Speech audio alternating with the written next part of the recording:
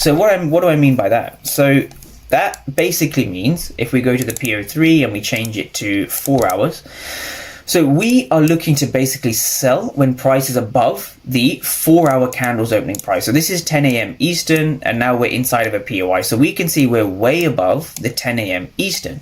This is where a bullish trend is more likely to reverse, right? This is where a bullish trend is more likely to reverse. So we're looking for what we call buyer exhaustion in this region.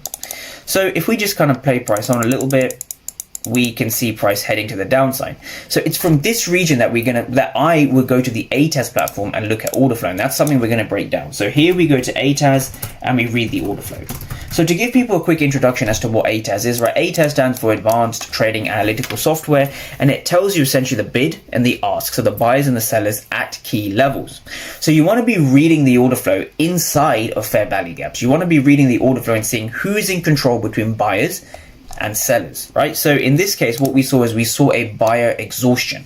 So a buyer exhaustion, simply put, is like this, right? We see aggressive, I'm just going to write AGG. We see aggressive buyers with no reward, right? They do not break above the level.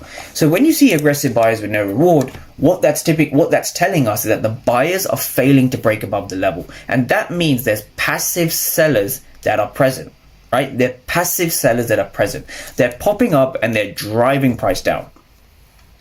Okay, and we're going to go to the ATAS platform and see how you can do this as well later on in the video.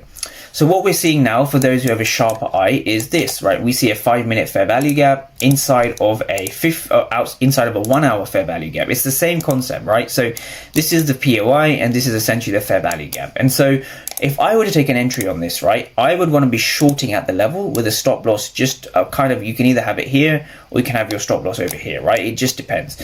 So you are looking for an absorption of buyers.